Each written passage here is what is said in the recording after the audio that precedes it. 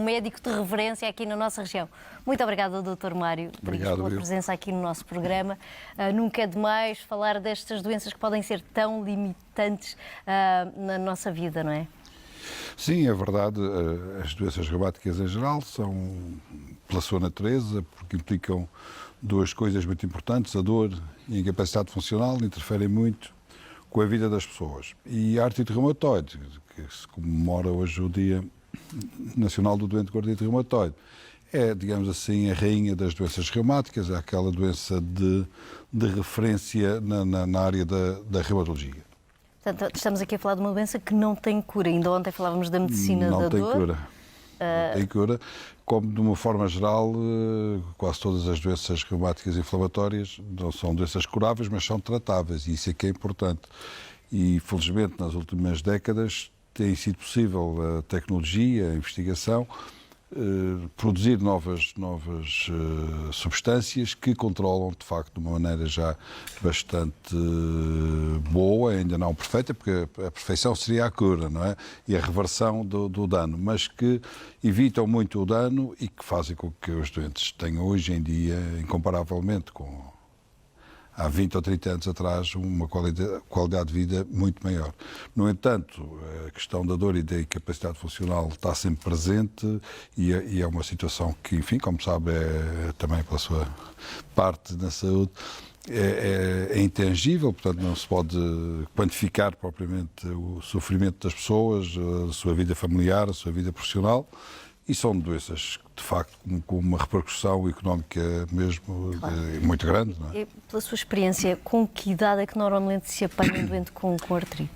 A artrite reumatoide, tradicionalmente, considera-se que surge na terceira, quarta década de vida, mais frequente no sexo feminino.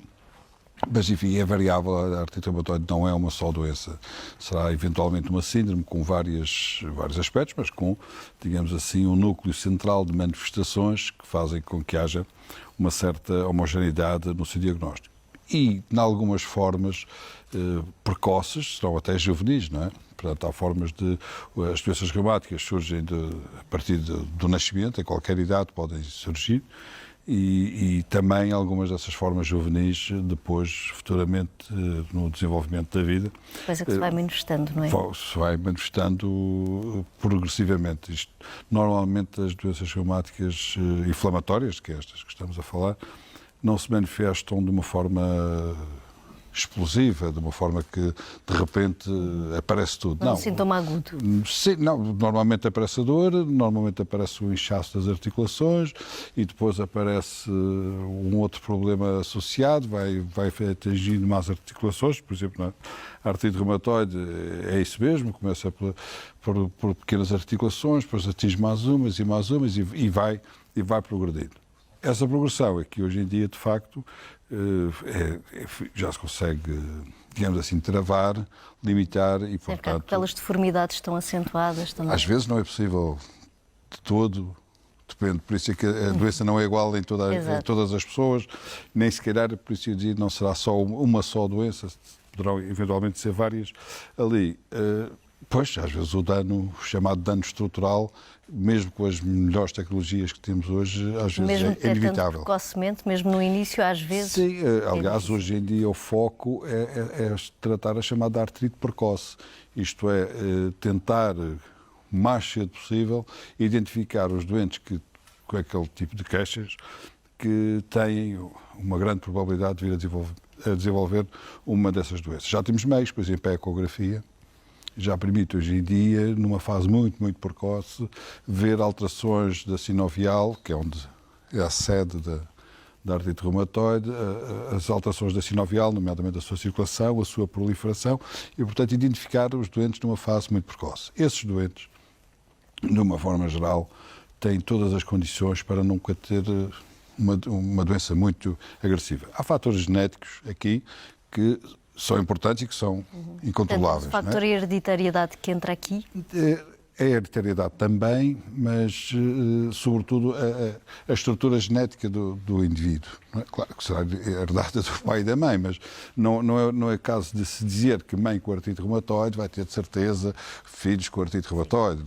Pode não acontecer. Pode não acontecer, não é esse o caso. O que eu digo é que, às vezes, as pequenas manifestações que se detectam precocemente em determinados doentes são controláveis e nunca evoluem de uma forma muito desfavorável, e outros doentes, por mais que nós façamos, acabam por desenvolver uma doença mais grave. E hoje em dia, com as chamadas terapias biotecnológicas, demos, de facto, um grande salto, e há doentes que conseguem viver uma vida que ainda não podem, porque são terapêuticas com 30 anos, mas podemos dizer que podem viver uma vida sem que a doença se desenvolva para aquelas formas a que estava fazendo referência, de grandes deformações, grandes incapacidades. Temos, se calhar, até pessoas relativamente vá nos seus 50 anos que poderão já estar num estado de invalidez, não conseguem trabalhar. Até antes. Não é? Até com menos idade, depende. Hoje em dia, como lhe digo, cada vez menos. Os avanços tecnológicos têm ajudado no sentido de tentar travar a sua progressão? Tem tentado e, aliás, até nem sequer foi a primeira grande droga para a artrite reumatoide, ainda não foram os tratamentos biotecnológicos de hoje em dia, foi o metotrexato, foi a primeira grande droga que se começou a perceber que limitava o dano. Portanto, alguns doentes respondiam bem e ainda hoje em dia se usa largamente o metotrexato nesses doentes. Só que depois apareceram as tais terapias biotecnológicas que estão cada vez mais evoluídas no seu método de ação, são caras, claro, como tudo. Esse tipo de tecnologia é uma tecnologia cara, mas que os nossos doentes têm acesso a elas sem totalmente problemas. comparticipado. É totalmente comparticipado, é fornecido na farmácia do hospital e tem, de facto, ajudado muito os nossos doentes. A outra coisa que muitas vezes as pessoas esquecem e que foi um grande contributo em todas as doenças reumáticas, não só na artrite reumatoide, no seu tratamento, foi de facto a cirurgia ortopédica e a cirurgia das próteses articulares. Porque quando eu vim para a Madeira há 30 e poucos anos, como reumatologista, vi muitos doentes acamados, não é? Porque não tinham ainda, enfim, a tecnologia não estava tão evoluída e, portanto, era mais difícil. E hoje em dia, enfim, não digo que não haja, até porque não os conheço todos, mas olha que os meus doentes com artrite reumatoide e os do nosso serviço, que ainda são umas centenas, não conheço nenhum. Conheço mais limitações ou menos limitações, mas acamado pela doença, de facto, não tenho já memória. Mas já tive alguns, já. Ao princípio. Portanto, neste caso, a cirurgia pode ser equacionada para ajudar? Sim, a cirurgia do joelho, a cirurgia da anca. As grandes articulações. As grandes articulações. Em alguns centros mais evoluídos, porque têm também casuística para isso, até a cirurgia da mão. Já se fazem próteses de articulações da mão e, portanto, está a ver, isso juntamente com o travar da inflamação, com as novas terapias biotecnológicas... E depois a medicina física e reabilitação, não é? Portanto, aí também há muito trabalho de casa do próprio paciente. Exatamente, essa é uma parte que o paciente tem que dar o seu contributo, porque senão as coisas também não resultam, não é? É como não aderir à terapêutica. Há muitas terapêuticas que são feitas em casa pelo próprio doente, autoinjetáveis. Bom, se o doente não fizer... Não há milagres. Não há milagres, não é? Da mesma maneira que após uma prótese do joelho, ou após uma prótese do manca, a gente sabe que a reabilitação e a recuperação pode custar um bocadinho, mas se o doente não colaborar, se não tiver alguma resistência, é evidente que também não corre tão bem, não é? Portanto, estamos aqui a falar destas patologias, das artrites, todas estas doenças. Neste momento, conseguimos dar resposta a todas as observações do doente? Portanto, têm sido referenciado ainda muitos doentes para a consulta hospitalar de especialidade? Diferenciação há sempre bastante. Tem que ser feito um esforço, e é feito um esforço, de tentar identificar precisamente os doentes com maior necessidade e com maior urgência. Como dizia, às vezes é preciso tais diagnósticos diferenciais, outras formas de exame. Passa muito pelo tipo de informação que recebemos do colega que referencia o doente. Se a referenciação nos indicar desde logo que poderíamos estar perante uma patologia inflamatória, uma artrite reumatoide, um lúpus, uma esclerose sistémica, uma doença assim, que possa, com potencial de maior gravidade, diz que sejam identificadas, a espera é curta. Claro que se for curta nesta espera, será eventualmente maior noutras patologias menos graves e que ameacem menos. Mas penso que 60 dias será o tempo de espera para um doente bem referenciado. Os jovens, temos também uma consulta de ortopedia infantil, de reumatismo juvenis. Enfim, pode ser na semana seguinte. Pois, aí não, atacar cedo. Sim, aí a resposta... Como é que estamos em termos de números infantis aqui na região? Eu não faço essa consulta, não tenho exatamente os termos, mas por referência, por exemplo, com doentes em idade juvenil, porque estamos a falar até aos 18 anos, exato. E há uma grande colaboração com o Serviço de Pediatria também, temos 13 doentes em terapia biotecnológica, portanto serão os mais graves. Isto dará um universo que não chegará aos 100 doentes. Penso eu, mas não sou responsável para a consulta, também não tenho bem essa... Está a falar assim um pouco...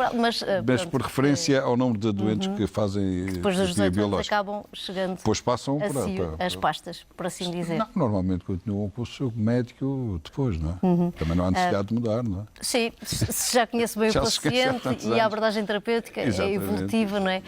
Estava a falar que a taxa de sucesso também depende muito e espelha os doentes que aderem à medicação. Estamos aqui a falar, muitas vezes médicos vêm cá e falam de matriúde. Portanto, não é só a parte da medicação, tem tudo o resto que o doente tem que fazer. Tem que mudar os seus estilos de vida. Há muita coisa que também depende do doente que tem que se responsabilizar, não é? Bom, os estilos de vida saudáveis é uma recomendação de lá para Alice hoje em dia. Claro. Seja com doença, seja sem doença, reumática ou não reumática, deverão ser os estilos mais saudáveis. No caso das doenças inflamatórias, enfim, não há grandes recomendações em termos de estilo de vida, nomeadamente uma coisa que as pessoas se preocupam muito, que é com a alimentação. A alimentação tem que ser saudável, porque tem que ser saudável e deve ser saudável.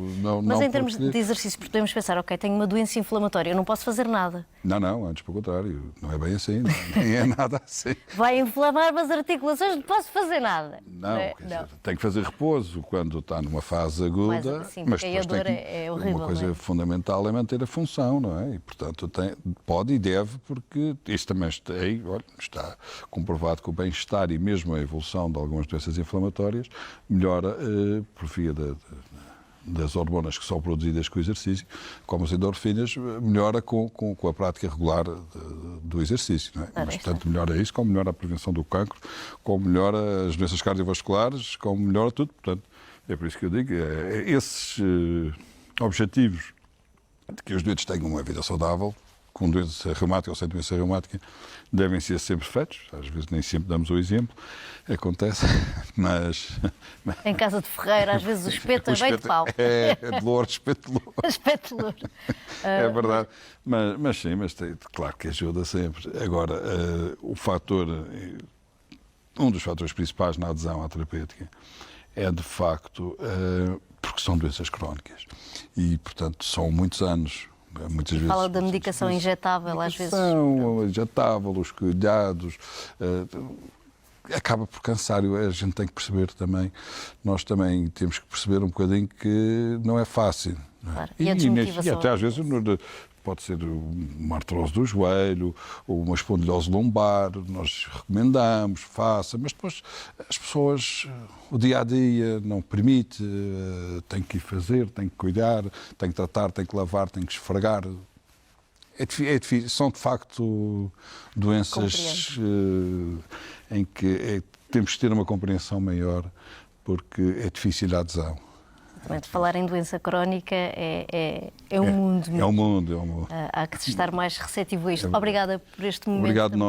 Nós. E por sensibilizar um pouco para estes sintomas, que às vezes temos que estar mais cientes, que às vezes não é só uma dor isolada, se for uma dor continuada e progressiva, procurar também sempre o seu médico de proximidade, que em caso de necessidade, e aqui já temos vindo a perceber ao longo desta semana, temos excelentes médicos aqui na nossa região, depois fazem a referenciação para os seus colegas de especialidade em caso de dúvida ou de outro acompanhamento.